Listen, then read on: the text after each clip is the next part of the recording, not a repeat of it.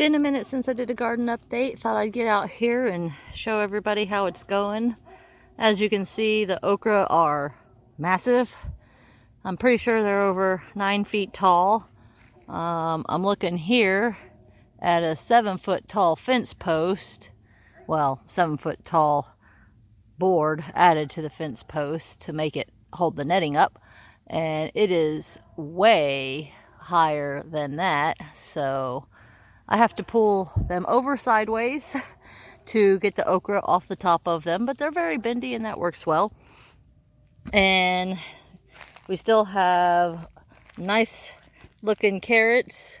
I've been slowly pulling them as we are eating on them, and I've been thinking I need to go ahead and just get them all pulled and processed, but they seem to be doing well in the ground right now, so that's working out for now.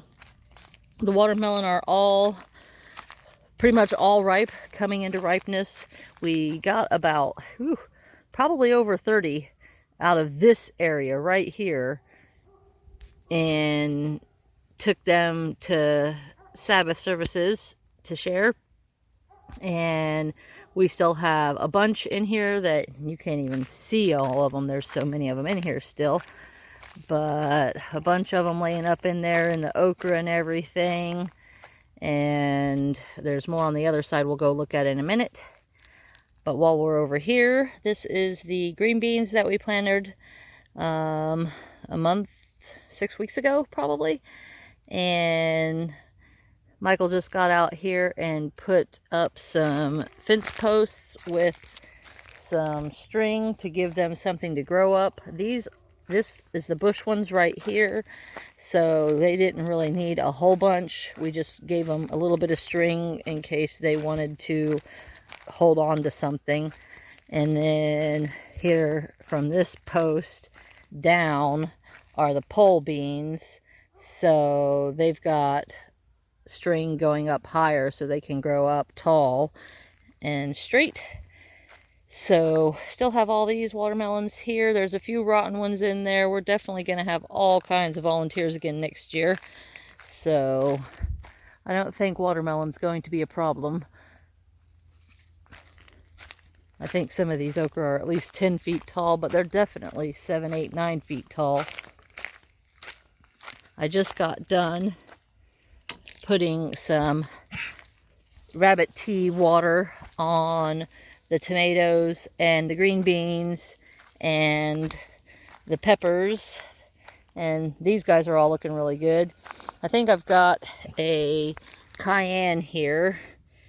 These things were all, I misread the markings on them is all I can say, because we've got these guys here which were in the same area as the jalapenos. So we've got these jalapenos here that have peppers all over them and are getting close to being ready to pick. And this is the one that was transplanted from a plot by the house. And I believe these are also jalapenos. This is a jalapeno, and then this is the habaneros. We've got some in there starting to ripen, getting ready to start picking those puppies. But there's all kinds of green ones in there. And then these have turned out to be, they're both possibly sweet peppers. It's either a big red sweet pepper or a golden cow wonder, but I've been pulling them as they're green, so I have not been able to figure out yet what they are. But there's some really nice peppers, and they have finally started to go crazy as well. They're all over the place. Here, here, and here, and there. That's all the same thing, whatever it is. And then we've just got this one plant that was a yellow whatever. Next year I will be in on the seed planting and knowing what's in which trays better and understanding the tape name process. Obviously I did not get any more rows made. The watermelons just kind of took over out there, and then the weeds did too. So my plan for the rest of this season is to just kind of clean things up out here.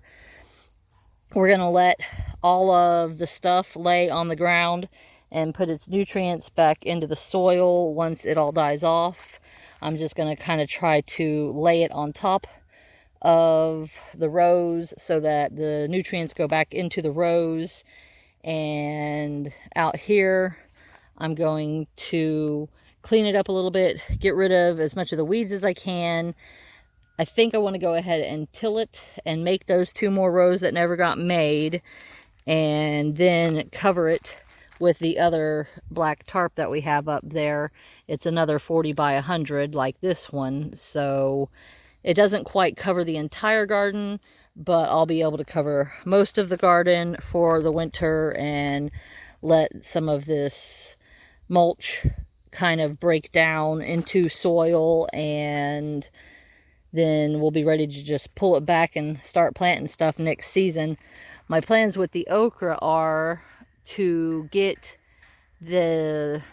all the stalks kind of chopped into mulch and spread it out in the rows, and whatever nutrients those stalks might have in them, let that go back into the soil. But I think it'll go back in a lot more easily mulched. And we have this mulcher that we have been carrying around with us for 3 or 4 years that Michael's mom got us at a yard sale. So I am going to break that thing out and actually finally use it for something, is my plans for that, all those tall okra stalks. And I think that's pretty much everything. All these tomatoes are just massive. As you can see, they're growing up really big and tall too. And then these ones in this secondary row that we let just grow on the ground are huge. We've got all kinds of tomatoes going on down in here. We've just got to actually wait for them to ripen. And Brad's atomic grape, those things are a little bit different. Not sure what to make of them. And then we have the cherry tomatoes here, and then down here we've got some Romas, and everything is really starting to look like it's going to do something here right at the end of the season for these tomatoes that we got started late. So that's pretty cool. And like I said, I just put some rabbit tea water on the tomatoes, the peppers, and the green beans, so hopefully that'll give them a little bit of kick and let them get going. So got some picking to do here. Y'all have a great day. Y'all bless.